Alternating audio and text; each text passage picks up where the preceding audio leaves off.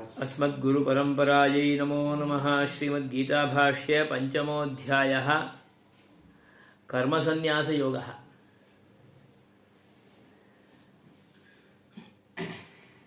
तत्र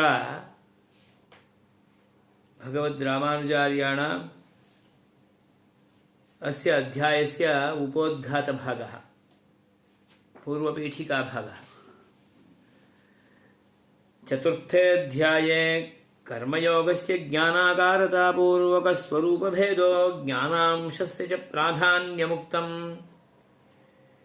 ज्ञानयोगाधिकारिणः अपि कर्मयोगस्य अंतर्गत आत्मज्ञानत्वात् अप्रमादत्वात् सुकरत्वात् निरपेक्षत्वात् ज्यायस्त्वं तृतीये एव उक्तम्।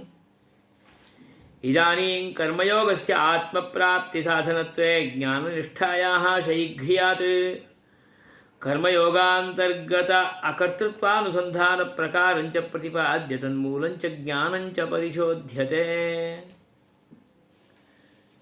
अर्जुन उवाच यद्यपि अयमपि अंशः अस्माभिः आलोकितः, तत्र आदौ चतुर्थाध्याये उक्तं विषयं संगृह्य अस्मिंश्च पंचमे अध्याये प्रतिपाद्यमानः विषयः कः इत्यपि सूचनां प्रयच्छति।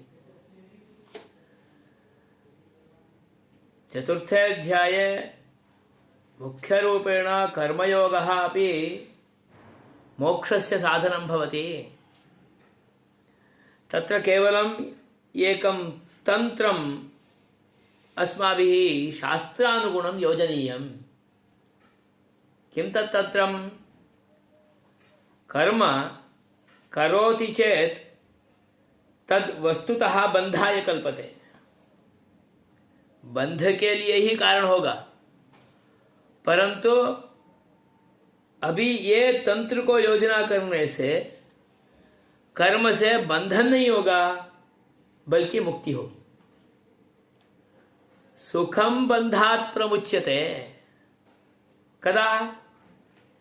क्रियमाणे कर्मणि अकर्तृत्वानुसन्धानं करोति चेत्, क्रियमाणे कर्मणि फलाभिसन्धिं न उपस्थापयति चेत्, फलाभिसन्ध्या कर्म न कुर्यात्, अहं करोमि इति भावनया न कुर्यात्, तत्कर्म भगवद आराधनरूपं भवति। अतः तेनैव कर्म आराधनेन भगवान् प्रसन्नः सन् अस्मत्कृते परमपुरुषार्थं मोक्षम् अनुगृह्णाति। तदेव कर्म, नित्यं कर्म, नैमित्तिकं कर्म, प्रायश्चित्तरूपं कर्म, काम्यं कर्म, तदेव कर्म। आश्रमानुगुणं वर्णोचितं च कर्म, दायित्वानुगुणं कर्म, तत् कर्तव्यमेव, तद्विना मार्गान्तरं नास्ति। तेनैव पापविमोचः भवति, मोक्षः अपि अमृतत्वप्राप्तिः अपि भवति।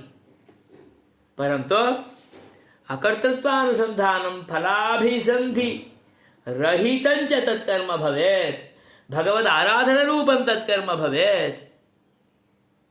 तेन आराध्यः सुप्रसन्नः सन् अस्मत्कृते परमपुरुषार्थम् अनुगृह्णाति, तत्र संशयः एव नास्ति इति तु भगवद्रामानुजार्याणां योऽयम् अभिप्रायः भगवतः श्रीकृष्णस्य वचनानुगुणम् उपपादितं तदत्र स्पष्टयति। किं तत्र विशेषः इति चेत्, कर्म ज्ञानाकारः भवति, कर्म ज्ञानाकारतां भजते। काम करना है तो क्या जानना है? जानने के बिना काम पूर्ण नहीं होगा, कर भी नहीं पाते हैं पूर्ण रूप में, परंतु वो ज्ञान परिपक्व ज्ञान होना चाहिए। तदेव परिपक्वं ज्ञानं कीदृशं इति चेत् अकर्तृत्वानुसन्धानरूपं फलाभिसन्धिरहितं। फले अभिसन्धिः न भवेत्। जो हमारे लिए प्राप्त होना है वो होगा ही, क्योंकि कर्मानुगुणं तत् परंतु तत्र अभिसन्धिः न भवेत्। तत्र शास्त्रानुगुणमपि यद्यत् कर्म वर्तते तत् कर्म यस्य कृते विनियुज्यते तत् तत्फलाय भवति।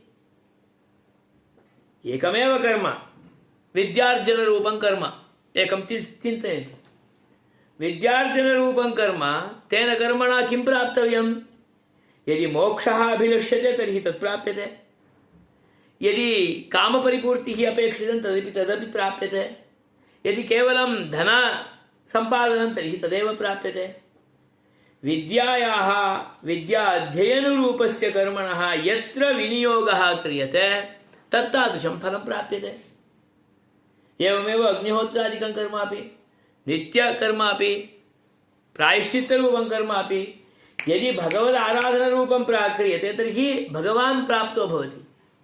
यदि केवलं धनार्जनरूपं कर्मकाण्डरूपेण क्रियते तर्हि धनार्जनं भवति। यदि केवलम् अस्य पाञ्चभौतिकस्य शरीरस्य पाञ्चभौतिकशरीरसम्बन्धिनां च निर्वहणार्थं संसारनिर्वहणार्थम् इति क्रियते तर्हि तदेव भवति। यदि गादीप्राप्त्यर्थम् इति क्रियते तर्हि तदेव प्राप्यते। यदि इदमेव कर्म भगवद आराधनरूपं परमपुरुषस्य मुखोल्लासार्थं क्रियते, त्यागपूर्वकं क्रियते, फलाभिसन्धिरहितं सत् क्रियते, अकर्तृत्व अनुसन्धानपूर्वकं करोति तर्हि तदेव कर्म मोक्षाय भवति। यतोहि तत् कर्म मोक्षाय विनियुक्तं। कर्मणः यत्र विनियोगः तत् प्राप्यते, धनस्य यत्र विनियोगः तत् प्राप्यते। सुष्ठु कर्मणि विनियोगः चेत् धनस्य तर्हि तत् प्राप्यते, अयोग्य कर्मणि यदि विनियोज्यते तर्हि तत् प्राप्यते। मीमांसकैः योऽयं प्रोक्तः विनियोगपृथक्त्वन्यायः तन्न्यायानुगुणं वयं कर्मणः अपि ज्ञानाकारत्वं विचिन्त्य अनुष्ठानादिकं कुर्मः चेत् तेन तस्यैव मोक्षस्यापि प्राप्तिः भवति। अतः यः यस्मिन् आश्रमे यस्मिन् वर्णे यत्कर्मणि नियुक्तः यत्कर्म च तत्कृते स्वभावसहजं वर्तते तदेव कर्म कुर्वन्नेव तत्कर्मणा एव सः मोक्षं प्राप्तुं परमपुरुषार्थमपि प्राप्तुं शक्नोति। अतः कर्मयोगः अपि साक्षात् मोक्षस्य कृते एव उपायः भवति। कर्मयोगी ज्ञानयोगी भूत्वा एव मोक्षं प्राप्नोति इति न। तदर्थं कर्मत्यागः न कार्यः।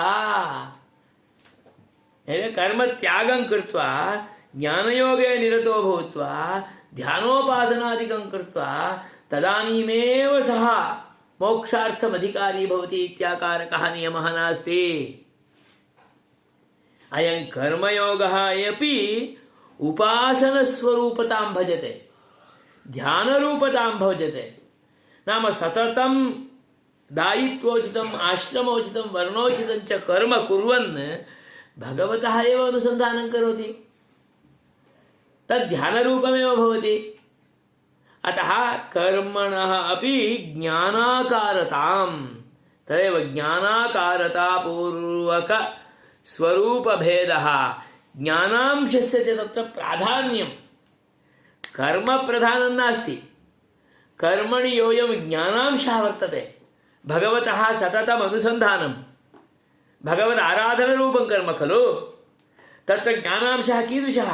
अकर्तृत्वानुसन्धानम् एवं फलाभिसन्धिराहित्यं, तदेव प्रधानं तत्र। तत्प्राधान्यञ्च पूर्वतरे अध्याये उपपादितम् उक्तम्।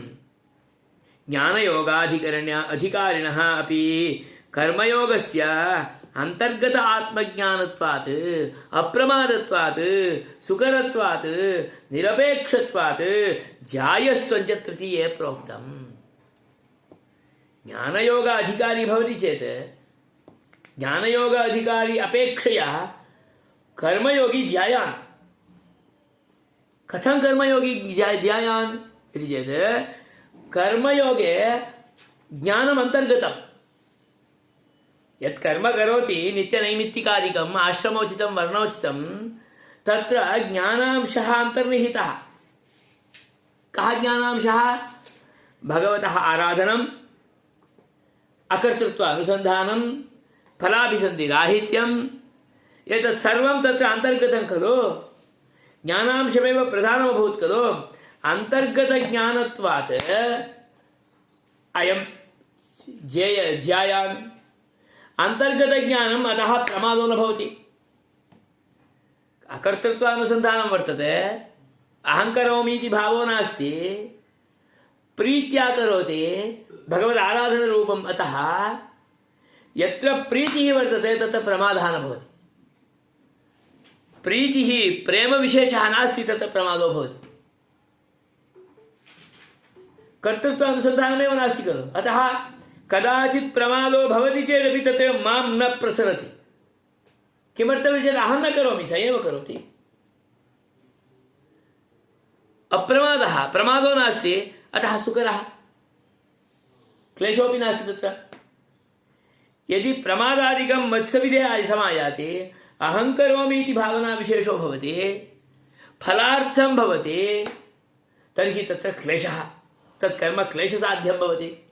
अन्यथा कर्म सुकरं। सुकरत्वात् निरपेक्षता, कस्यापि अपेक्षा नास्ति। किमपि प्राप्तव्यमिति न क्रियते, भगवत् सेवारूपं क्रियते, भगवत् कैंकर्यरूपं क्रियते, भगवन् मुखोल्लासार्थं क्रियते। इसलिए अपेक्षा नहीं है। जहाँ अपेक्षा नहीं है वो काम बहुत अच्छी तरह से होगा और उसमें प्रमाद नहीं होगा। क्योंकि अपेक्षा नहीं है तो मिले तो मिला, नहीं मिले तो भी चिंता नहीं। निरपेक्षत्वात् सुकरम, अतः ज्यायान्। ज्ञानाकारत्वं कर्मणि भवति चेत् तत् सुकरं भवति, ज्यायान् भवति, अप्रमादः भवति, निरपेक्षः भवति। अतः एतादृशः कर्मयोगः एव ज्ञानयोगापेक्षयापि ज्यायान्, नाम उपासनापेक्षया कर्मयोगः एव ज्येष्ठः श्रेष्ठः।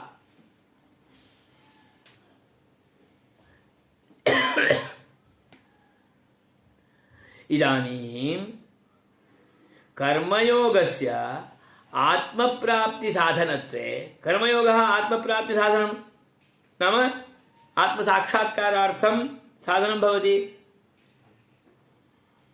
मोक्षाय भवति।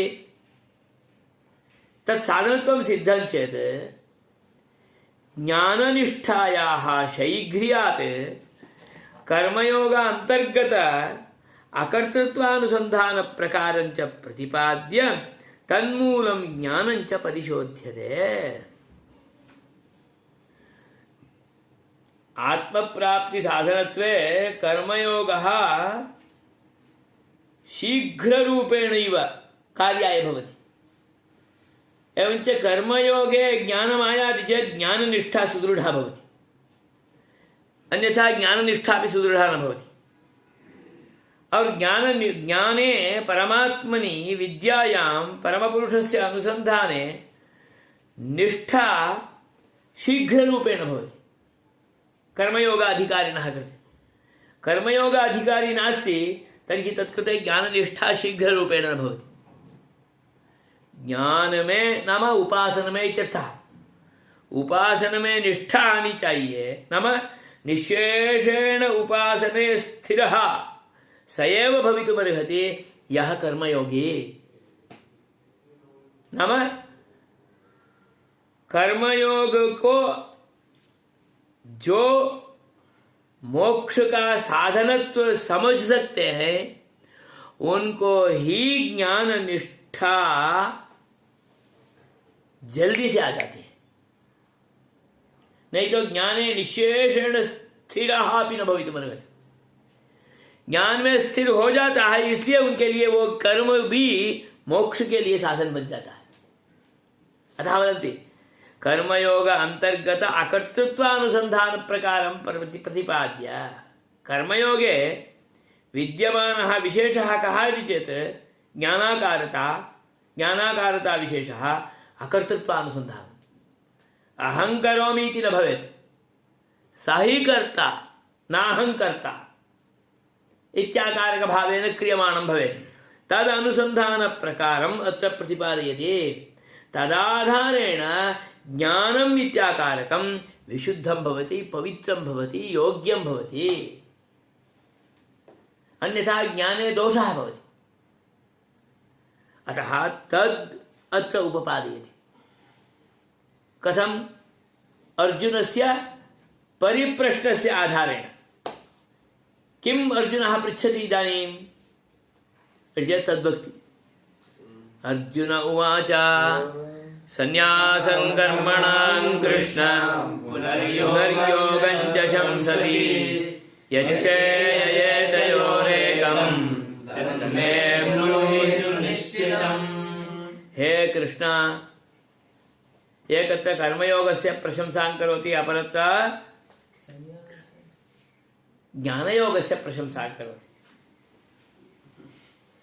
संन्यासं नाम कर्मसन्यासः, कर्मसन्यासः इति ज्ञानयोगः। एकत्र कर्मसन्यासं करोतु इति चेत् कर्मत्यागरूपं ज्ञानयोगं तस्य प्रशंसां करोति। एकत्र कर्मयोगस्य प्रशंसां करोति। एतयोर्मध्ये कः श्रेयः? किं श्रेयः एतयोः?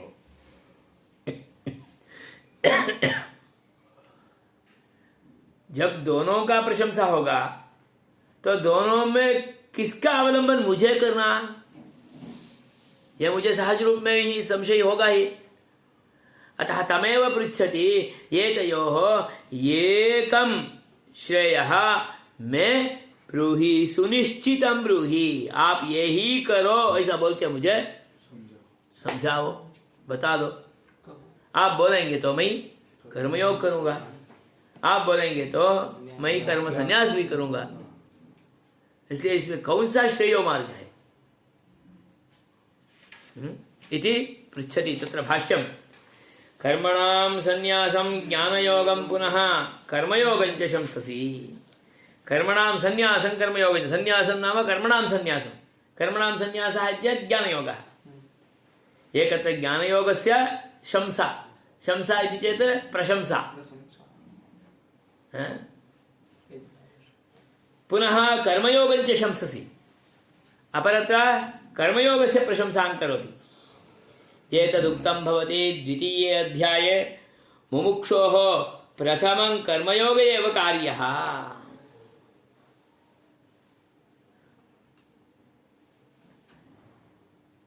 कर्मयोगेन मृदितान्तःकरणकषायस्य ज्ञानयोगेन आत्मदर्शनं कार्यम् इति प्रतिपाद्य पुनः तृतीयचतुर्थयोः ज्ञानयोगाधिकारदशायाम् आपन्नस्यापि कर्मनिष्ठा एव ज्यायसी इत्युक्तम्। एतदुक्तं भवति। आपने प्रशंसा कहाँ किया तो वो दिखाते हैं यहाँ पर। द्वितीय अध्याये मुमुक्ष ज्ञान सांख्य योगे नाम ज्ञान योगे मुमुक्षोः कर्म प्रथमं कर्मयोगः एव कार्यः। मुमुक्षुः अस्ति चेत् तेन किं कर्तव्यं? कर्मयोगः कार्यः। कर्मयोगं करोति चेत् किं भवति? अंतःकरणादिकं सर्वं मर्दितं भवति। उसके लिए एक्सरसाइज होगा। सभी बाह्येंद्रिय, अंतरिंद्रिय, कर्मेंद्रिय सबको मर्दनं भवति, संस्कारः भवति। जैसा कुंभार माटी को मर्दन करता है तो ही माटी बन जाता है, वैसा इसका इंद्रियों का मर्दन होगा। मृदित अंतःकरण कषायस्य, अंतःकरणं सर्वं परिपूर्ण रूपेण मर्दितं चेत् तदानीं सः ज्ञानयोगस्य कृते अधिकारी भवति। कर्मयोगेनैव मृदित अंतःकरणो भवति,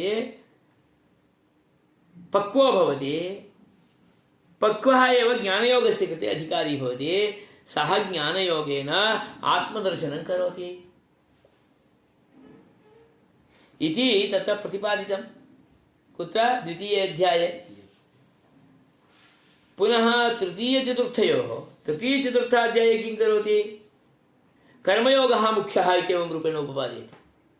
सः ज्येष्ठः इति वदति, सः सुकरः इति वदति। और कर्मयोगे ज्ञानाकारः प्रधानः इति उच्यते। ज्ञानाकारस्य प्रधानत्वात् ज्ञानांशः यत्र प्रधानभूतः तादृशः कर्मयोगः श्रेष्ठः, ज्यायान्, सुकरः इत्यादि इत्यादि उपपाद्यते। तो मुझे क्या करना है? कर्मयोग करके ज्ञान योग में आना या केवल डायरेक्ट कर्मयोग में रह जाना? अतः ज्ञान योग अधिकार दशायाम आपन्नस्यापि कर्मनिष्ठा एव ज्यायसी। तत्रापि वदति ज्ञानयोगी यद्यपि तत्स्तरे अस्ति तदानीमपि तेन तु कर्मनिष्ठा तु न त्यक्तव्या। कर्मनिष्ठया सह यः ज्ञानयोगी भवति स एव ज्यायान्। अतः कर्मनिष्ठा ज्यायान् इत्यभूत्। एवञ्च कर्मनिष्ठां प्रशंससि, तस्य प्रशंसां करोषि। तत्र एतयोः ज्ञानयोग कर्मयोगयोः पंक्ति देखिए, स्पष्ट है, सुलभ है। ज्ञानयोग कर्मयोगयोः आत्मप्राप्ति साधन भावे, नाम अध्यात्मतत्व प्राप्ति साधन भावे यत् एकं सौकर्यात् शैघ्र्याच्च श्रेयः श्रेष्ठम्। यत् एकं श्रेयः श्रेष्ठम्। कथम? सौकर्यात् शैघ्र्याच्च श्रेष्ठम्। हमें सब काम जल्दी भी होना है और अच्छा भी होना है और सुकर होना है, कहीं भी कठिनाई से प्राप्त होना ऐसा नहीं होना है।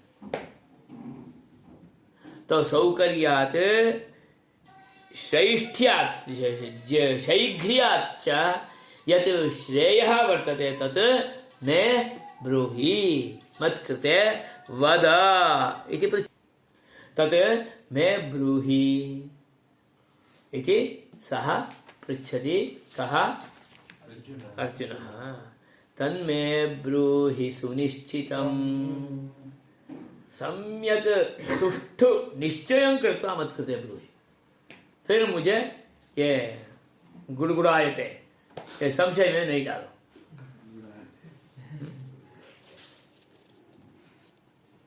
परम प्रीत्या सः श्रीकृष्णः अपि प्रश्नस्य कृते प्रत्युत्तरं दातुम् उत्सुकः सन् तत्कृते समाधानं यच्छति।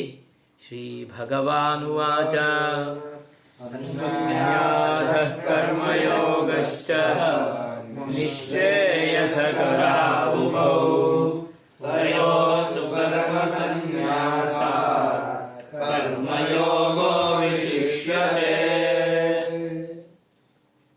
स्पष्टं प्रतिवचनम्। हे अर्जुना, उभौ अपि निःश्रेयसकरौ, दोनों निःश्रेयस प्राप्त करने के लिए साधन है। दोनों ही मार्ग प्रशस्ति है, अच्छा है। संन्यासः कर्मयोगश्च, नाम कर्म संन्यासः कर्मयोगश्च, ज्ञानयोगः एवं कर्मयोगः इति इमौ उभौ अपि निःश्रेयसकरौ। परंतु तयोर्मध्ये, तयोस्तु, तू इत्यस्य कृते तयोस्तु, उन दोनों में तो कर्म संन्यासात् कर्मयोगः विशिष्यते।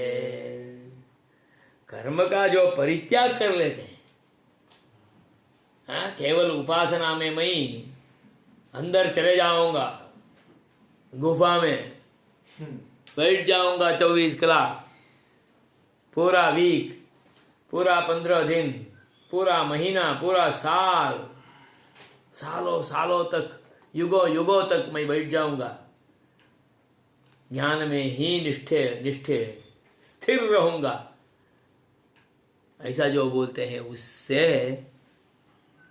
ऐसा जो चले जाऊंगा ऐसा प्रशस्त मार्ग समझ के जाते हैं, उससे कर्मयोग विशिष्यते।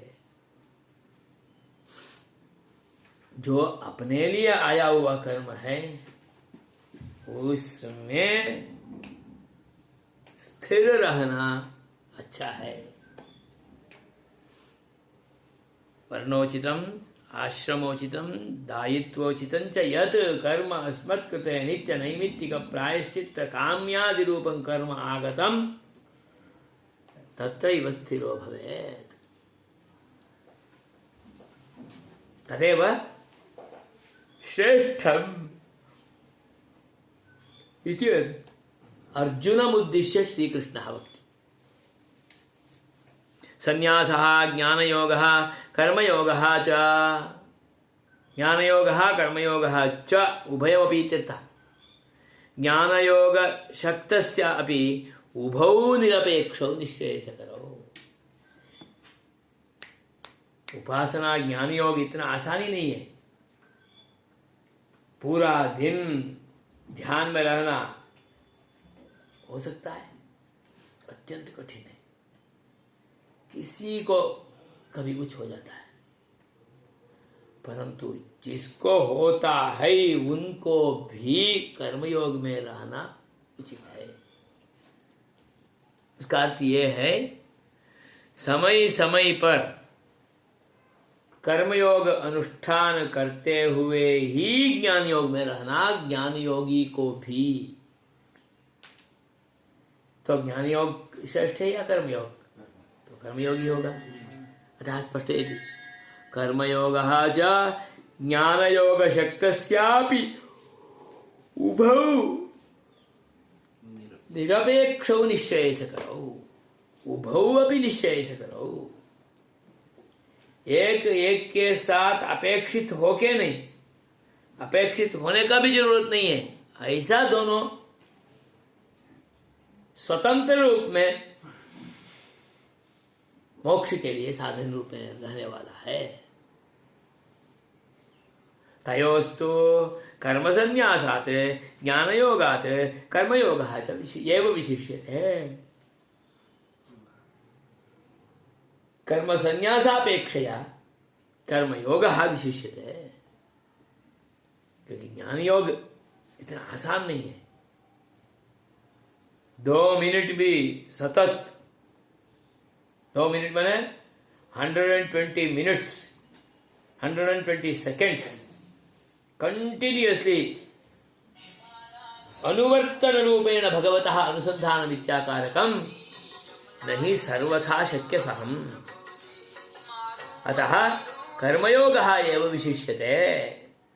संन्यासः कर्मयोगश्च निश्चेयसकरावुभौ तयोस्तु कर्म संन्यासात् कर्मयोगो विशिष्यते। उभौ अपि निश्चेयसकरौ तयोर्मध्ये कर्मयोगः विशिष्यते इत्युक्तं खलु। कुतः विशिष्यते? तद्भक्ति। अर्जुन को संदेह तो आएगा, कर्मयोगात् ज्ञानयोगात् कर्मयोगः विशिष्यते इत्युक्तं चेत् उभौ निश्चेयसकरौ, परन्तु वो श्रेयस् कर्मयोगः विशिष्यते इत्युक्तं खलु। कुतः विशिष्यते चेत् कुत इत्यतः श्रेयस्स नित्य ज्ञेयस्स नित्य सन्यासी यो न द्वेष्टि न काङ्क्षति निर्द्वन्द्वो हि महाबाहो सुखं बन्धात् प्रमुच्यते। हे अर्जुन, सः नित्य सन्यासी ज्ञेयः यः न द्वेष्टि न काङ्क्षति। जिसको द्वेष नहीं है, जिसको इच्छा नहीं है, आकांक्षा नहीं है, सः करोति चेदपि सः नित्य सन्यासी एव। फलाभिसन्धिरहितं कर्म करोति, फले इच्छा नास्ति, और मैं करूंगा ऐसा नहीं है, इसलिए द्वेष नहीं है। देखिए, द्वेष क्रोध सब वहां ही उठता है जहां पर मैं करने वाला हो ऐसा भाव जुड़ा हुआ है। आरती मुझे करना चाहिए, मैं यज्ञशाला का हूं, इसलिए द्वेष उठा, किसी को दूसरे को दे दिया तो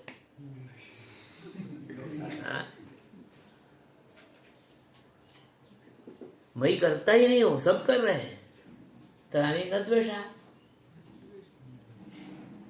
और द्वेष इसलिए नहीं होता है क्योंकि उससे कोई एक्सपेक्टेशन नहीं है। મને મળવું જોઈએ એવું નથી। मत्कृते किमपि प्राप्तव्यम् इति भावः अस्ति चेत्, आकांक्षा अस्ति चेत्, निरीक्षा अस्ति चेत्, तत्र मुझे करना ऐसा होगा। एक बड़ा कर्मकांडी, एक छोटा कर्मकांडी। बड़ा कर्मकांडी को कुछ मिलना है, सब कुछ मुझे ही आना है ऐसा ही, तो सब में वही जाएगा। उसको स्थान नहीं मिला तो क्रोध आ जाएगा, मुझे नहीं मिलना है, सबको मिलना है, नहीं तो भगवान का सेवा के रूप में करना है। आकांक्षा ना अस्ति है, हाँ मुझे ही करना, ऐसा भाव होगा नहीं तो द्वेष नहीं होगा, सब मिलके करेंगे, काम हो जाएगा, अच्छा हो जाएगा और सुकर हो जाएगा। बिना टेंशन, बिना क्लेश काम हो जाता है। सामूहिकम सर्वं कर्म तादृशमेव। मुझे ही सब कुछ करना है तो होगा ही नहीं कभी भी। मुझे ही सब कुछ करना ऐसा भाव उसको ही होता है जिसको मुझे ही सब कुछ प्राप्त हो जाना है ऐसा होगा। अतः फलाभिसंधि रहितं कर्म, कर्तृत्व अनुसंधान रूपं कर्म यद वर्तते तत्कर्म यदस्ति तत्र न द्वेषः न कांक्षा आशा पाशादिकं नास्ति। अतः द्वन्द्वैः विमुक्तः निर्द्वन्द्वः निर्गतः द्वन्द्वः यस्मात् सः निर्द्वन्द्वः। करना या नहीं करना वो भी नहीं होगा, सब कुछ करना ही है। मुझे ही करना, उनको करना नहीं, नहीं मैं भी कर सकता हूं, वो भी कर सकते हैं। द्वंद्व नहीं है वहां कहां भी। हे महाबाहो यस्य कृते द्वंद्वो नास्ति, द्वंद्व रहितः एव निर्द्वंद्वः एव बन्धात् सुखम प्रमुच्यते, सुखेन बन्धात् प्रमुक्तो भवति। यस्य कृते द्वन्द्वः अस्ति सः सुखेन बन्धात् मुक्तो भवितुं नार्हति। कहीं भी मेरा सत्ता नहीं है, कहीं भी मैं करने वाला नहीं हूं, कहीं भी मेरे लिए फल का आकांक्षा नहीं है, तो न द्वेष्टि न कांक्षति। द्वंद्व रहितः अतः बन्धात् प्रमुच्यते, बन्धात् सुखम प्रमुच्यते, वो विशेष विचार है। आसानी से मोक्ष हो जाए। सब कार्य यही, अध्ययनम भवेत्, पठनम भवेत्, व्यवस्थानादिकं भवेत्, कर्मयोग यज्ञ यागादि कर्म भवेत्, नित्य नैमित्तिकादि अनुष्ठानं भवेत्, सर्वमपि तादृशमेव। वर्णोचितम्, आश्रमोचितं, दायित्वोचितं, सर्वं कर्म तदानीमेव सुखाय भवति यदा च तत्र द्वन्द्वः नास्ति। यस्मिंश्च कर्मणि आकांक्षा विशेषो नास्ति, यत्र च द्वेषो नास्ति।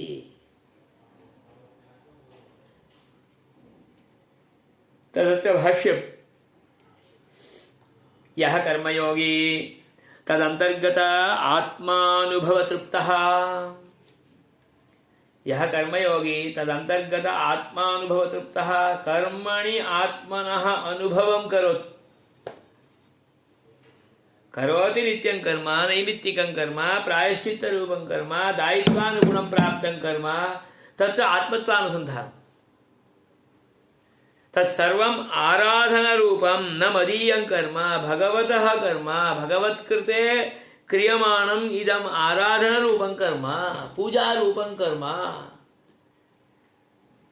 इति विभाव्य सर्वत्रापि कर्मणि आत्मनः परमात्मनः अनुसंधानं करोति।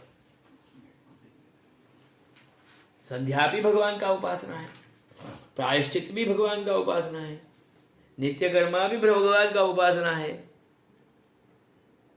दायित्वोचितं कर्म अस्ति चेत् तदपि एवमेव।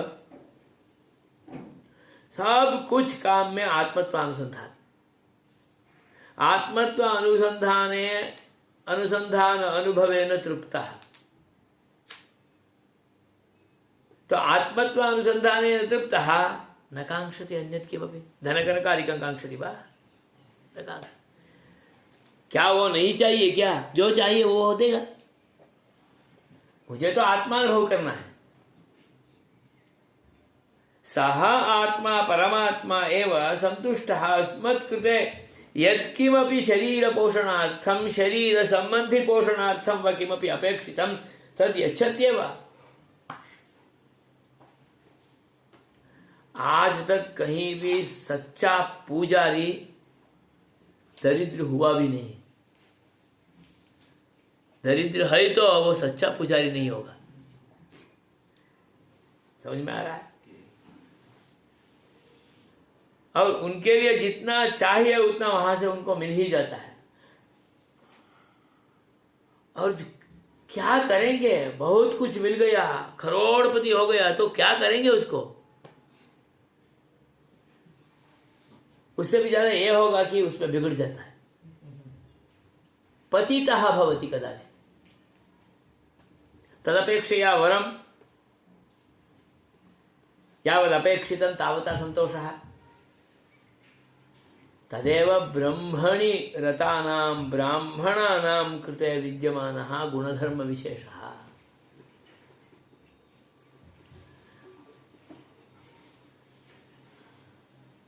तदेव उपपादयन्ति। अंतर्गत आत्मानुभव तृप्तः तद्व्यतिरिक्तं किमपि न कांक्षति, किमपि न कांक्षति। ततएव किमपि न द्वेष्टि। आकांक्षा नास्ति भगवदनुभवं विना अन्यत्र, अतः द्वेषोऽपि नास्ति।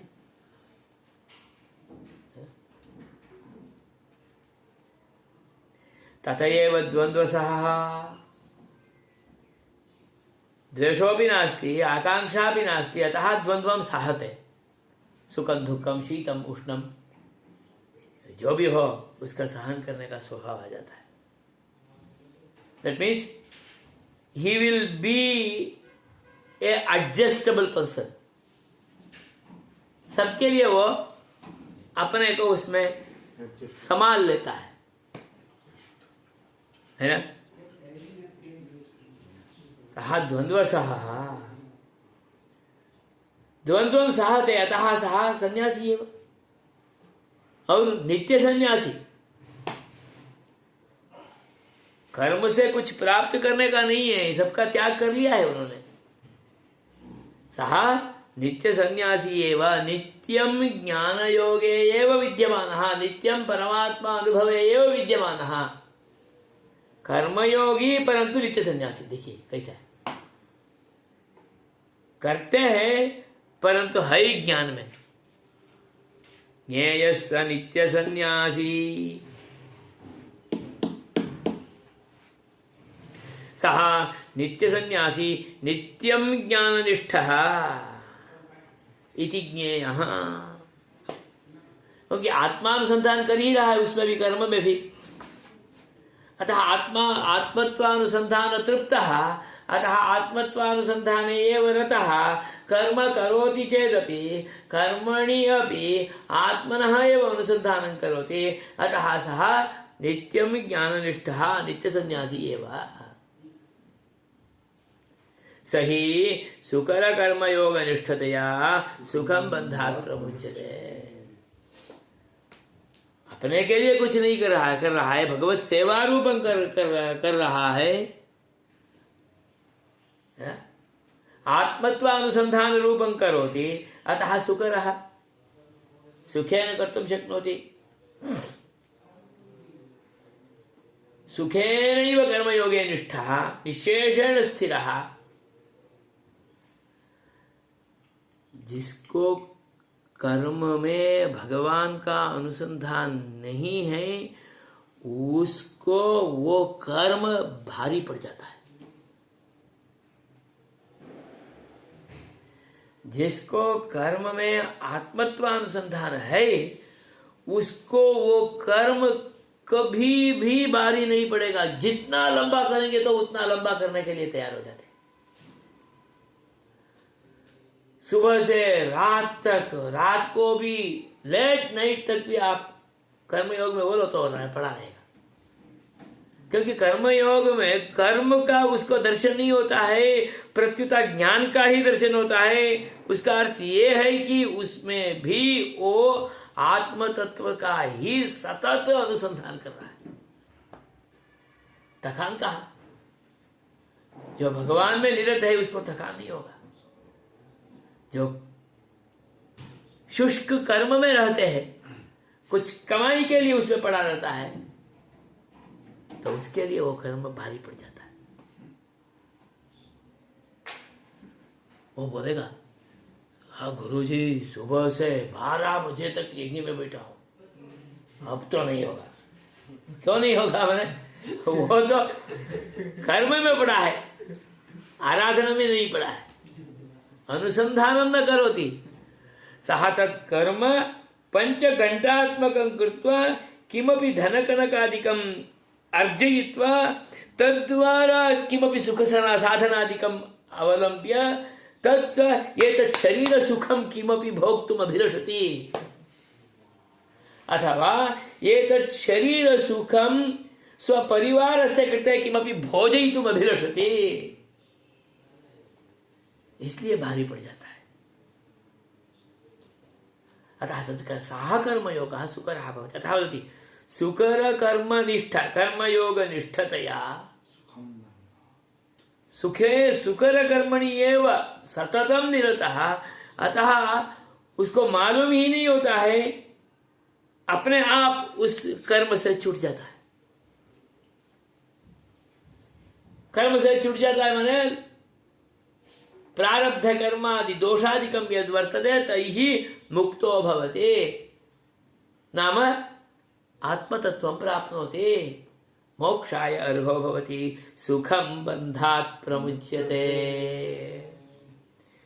ज्ञेयः स नित्यसन्न्यासी यो न द्वेष्टि न काङ्क्षति निर्द्वन्द्वो हि महाबाहो सुखं बन्धात् प्रमुच्यते। अग्रे ज्ञानयोग कर्मयोगयोः आत्मप्राप्ति साधन भावे अन्योन्य नैरपेक्ष्यमाः। ज्ञानयोग कर्मयोगौ उभौ अपि निःश्रेयसकरौ इत्युक्तम्। निःश्रेयसकरा उभौ तयोस्तु कर्मसन्न्यासात् कर्मयोगो विशिष्यते इत्युक्तं खलु। तत्र उभौ अपि निश्चयसकरौ निरपेक्षौ निश्चयसकरौ उभौ अपि विद्यते ज्ञानयोग कर्मयोगौ। ज्ञानयोग कर्मयोग का अपेक्षा से ही मोक्ष के लिए साधन होगा ऐसा नहीं है। कर्मयोगी ज्ञान योग का अवस्था को प्राप्त करके ही मोक्ष का अधिकारी होंगे ऐसा भी नहीं। दोनों परस्पर अपेक्षित नहीं है। जो कर्म में है वो भी मुक्ति पा सकते हैं, जो ज्ञान में है वो भी मुक्ति पा सकते हैं। इसका अर्थ ये है, जो जो जहाँ जहाँ जैसा जैसा है, वहाँ वहाँ वैसा वैसा ही करते करते उसी स्थान से उसी जन्म में मोक्ष के लिए अधिकारी बन सकता है। यह अत्यंत उत्कृष्ट योगदान है भगवत्पाद रामानुजाचार्य का, शास्त्रानुगुण उपापादन है। नहीं तो बाकी सब लोग कर्म करो, करके दूसरा जन्म पाओ, उसमें ज्ञान का अधिकारी बनो, उसमें ज्ञान योगी बन के बाद में मोक्ष में प्राप्त करो, ऐसा सब बताया। परंतु वो नहीं होगा ऐसा नहीं है, परंतु यह कर्मयोगी सोपि मोक्षार्थम अर्हः तदपि शास्त्रानुगुण रूपेणैव सिद्धं करोति, शास्त्रम् अनुसृत्यैव तदुपपादयति। अत्र अन्योन्य निरपेक्षौ परस्पर अपेक्षा के बिना उभौ अपि आत्मसाधन भावे साधन रूपौ भवतः तत्कथम् इति तदुपपादयति अत्र अस्मिन् चतुर्थे श्लोके। सांख्ययोगौ पृथक् बालाः प्रवदन्ति न पंडिताः एकमप्यास्थितः सम्यक् उभयोर्विन्दते फलम्। सांख्ययोगौ पृथक् इति बालाः प्रवदन्ति, पंडिताः न। ज्ञानयोग कर्मयोगौ फलभेदात् पृथक् भूतौ इति ये प्रवदन्ति ते बालाः। सांख्ययोगः नाम ज्ञानयोगः, कर्मयोगः इति उभौ अपि पृथक्। कथं? फलभेदेन पृथक्। किं फलं कर्मयोगस्य कृते? पापविमोचः। किं फलं ज्ञानयोगस्य कृते? मोक्षः, अमृतत्वप्राप्ति। दोनों को अलग अलग फल है तो दोनों अलग ही होगा ना। ऐसा बोलने वाले बालिश स्वभाव के है, बच्चे लोग है, वो बालक है, पंडित नहीं है, न ज्ञानी रहा। हो गया ऐसा बोलने वाले बालक है, हो रहा है ऐसा बोलने वाले पंडित।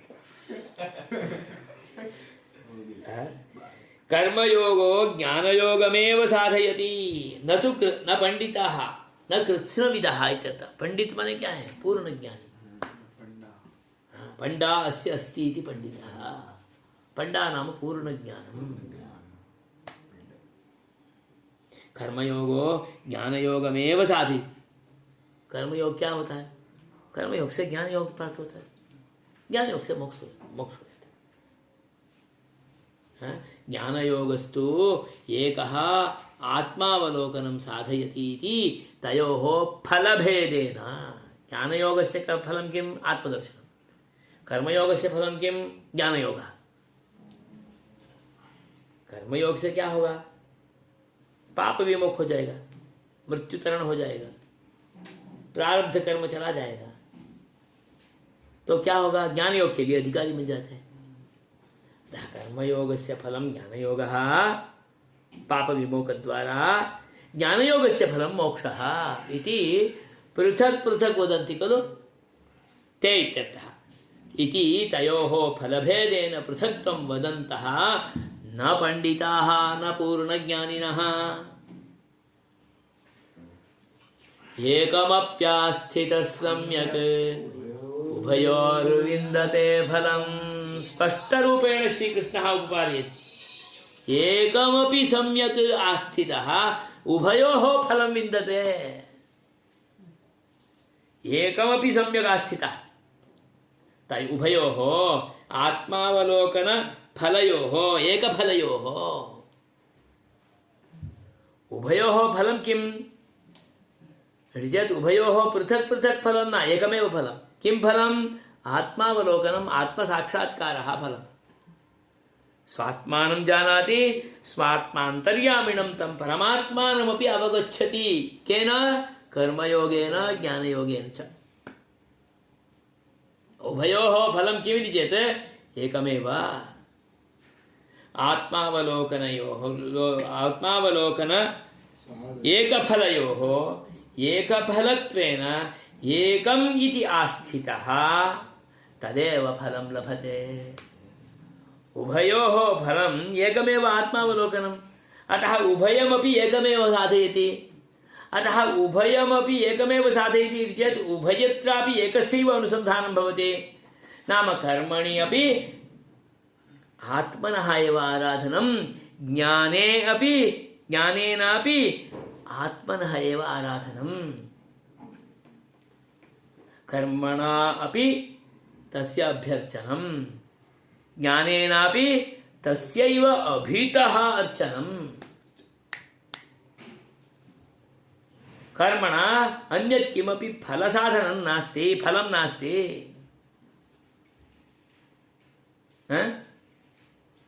उभयोः एकमेव फलम् इति यः चतुरः योग्यः धीरः विज्ञाय तत्र सम्यक् स्थिरः भवति सः एकमेव फलं लभते नाम आत्मावलोकनरूपमेव फलं लभते परमपुरुषसाक्षात्कारमेव प्राप्नोति मोक्षमेव अधितिष्ठति इत्यर्थः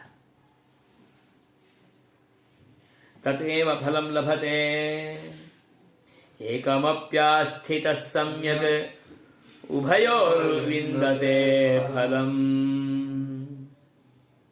अस्तु अग्रे पञ्चमः श्लोकः तत्कथमिति आलोकयामः।